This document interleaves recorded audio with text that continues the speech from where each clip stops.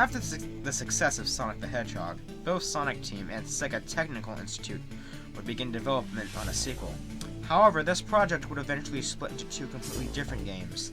These two games being Sonic the Hedgehog 2 by Sega Technical Institute and Sonic CD by Sonic Team.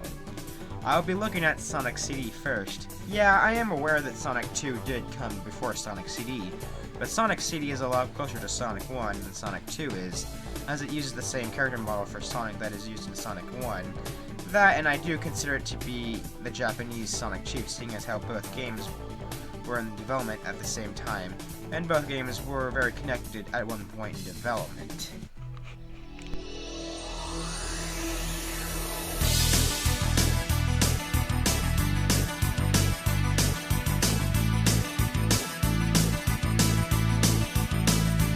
If you're strong, you can fly, you can reach the other side of the rainbow.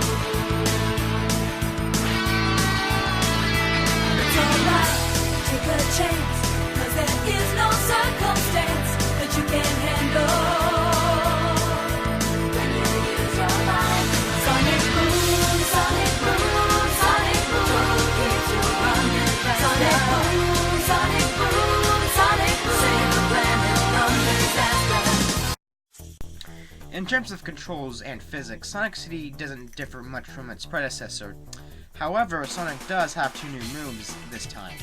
These two new moves being the Spin Dash and the Super Peel Out. I'm aware that the Spin Dash was first introduced in Sonic 2, but we're talking about Sonic CD right now, and Sonic 2 is for next time. With the Spin Dash, Sonic will rev up into a ball and quickly propel forward, being able to tear through any enemy in your way. However, you will quickly slow down. The Super Peel Out is much faster and lasts longer than the Spin Dash. However, you aren't able to defend yourself while in form, though the animation for this move looks pretty badass. One thing that has significantly changed from the first game is the level design. The levels are much more expansive than the first. However, the level layouts most of the time are very sporadic and messy. Don't get me wrong, the level design isn't bad by any means. I do love to explore many of these environments, and the platforming is very imaginative, but a lot of the time the levels can be very maze-like and confusing, or full of cheap hazard placements. Sometimes even both. One stage that comes to mind is Wacky Workbench Zone.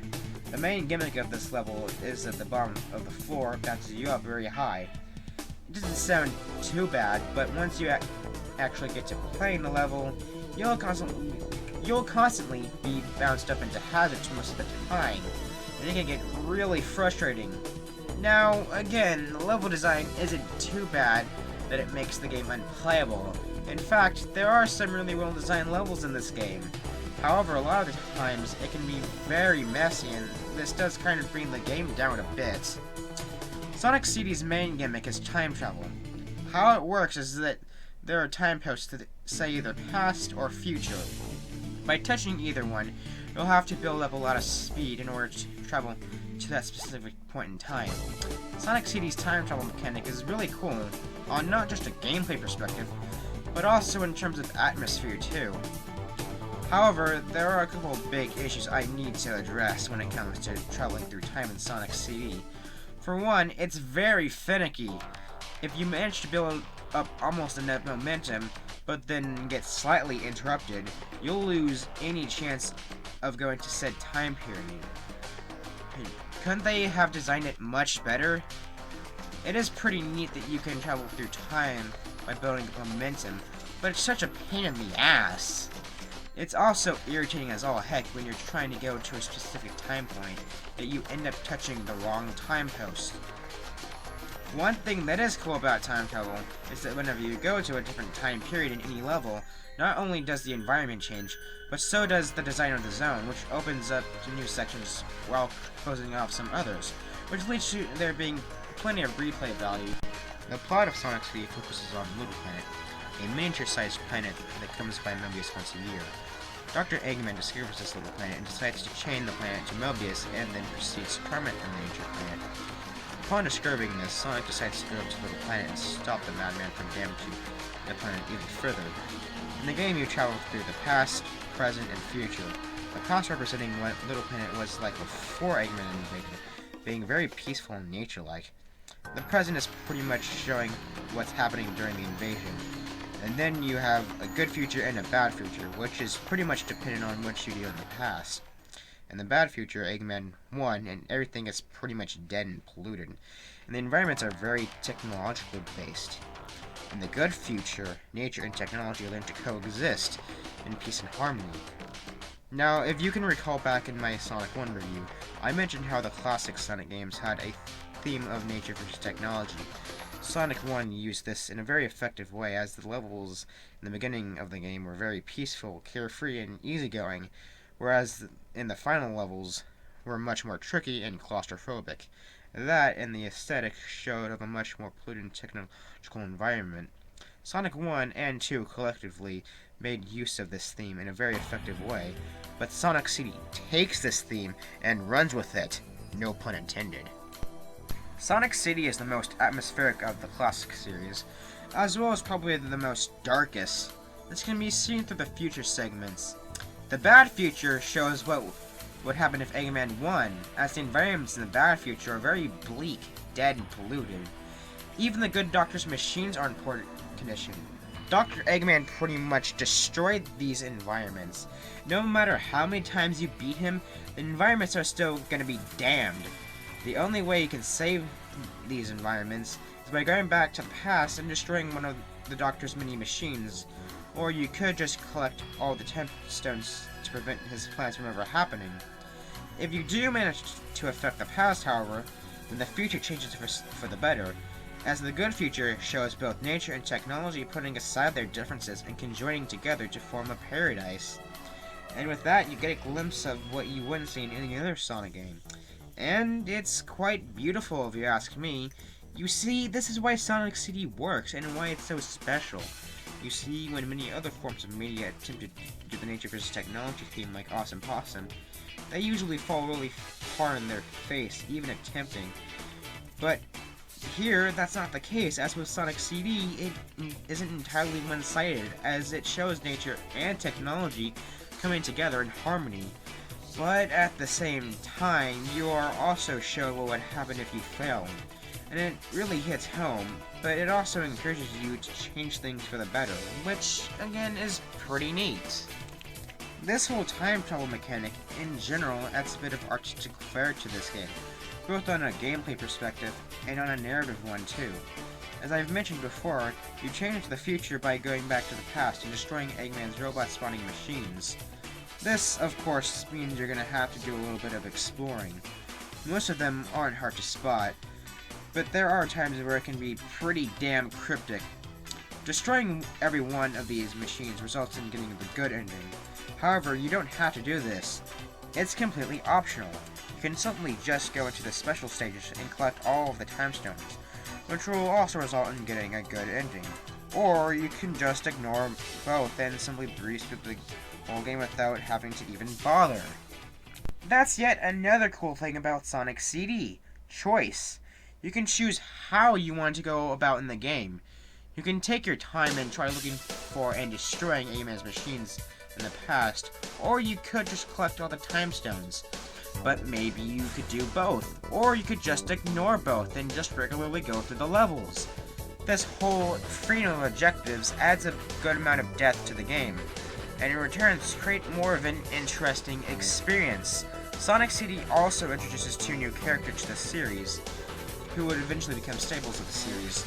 These two characters being Amy Rose and Metal Sonic. I really don't care that much about Amy, to be honest, though her character, in this game at least, isn't too bad.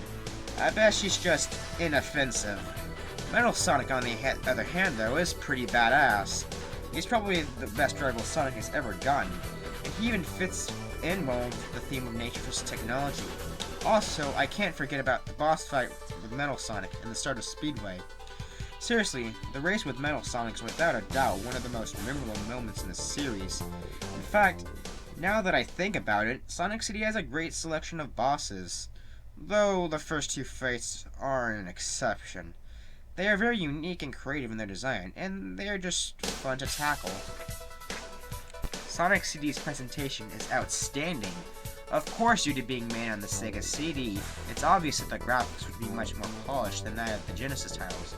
But what really makes Sonic CD stand out is its art direction. The set pieces, the backgrounds, the colors, the parallax scrolling, the unique and detailed environments, and just the overall creativity. Literally, every single zone are filled with very unique and detailed, and are filled with little neat touches to give these levels more a world-like feeling. Just like with the atmosphere, Sonic CD also specializes in creativity. Sonic CD is one of, if not the most creative Sonic games ever. The game also sports animated cutscenes in both the beginning and ending of the game, which are also pretty neat. And then there's the soundtrack, or should I say, soundtracks.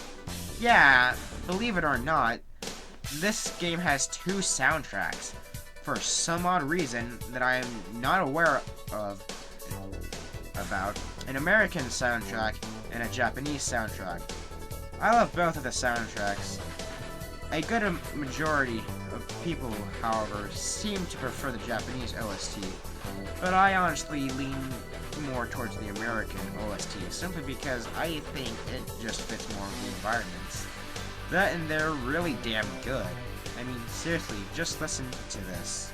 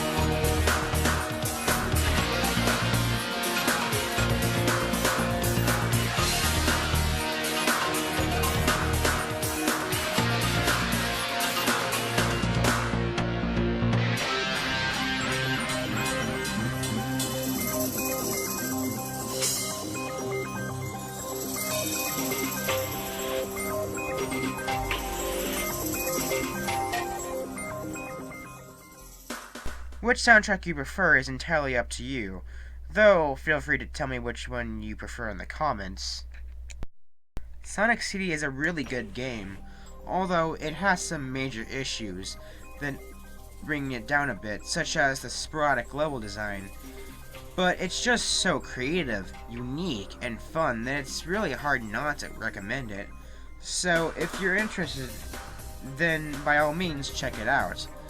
Your best bet is to get the Taxman Self remake that is available on both Xbox Live Arcade and PSN Store, as well as the mobile devices. Next time we will take a look at Sonic 2.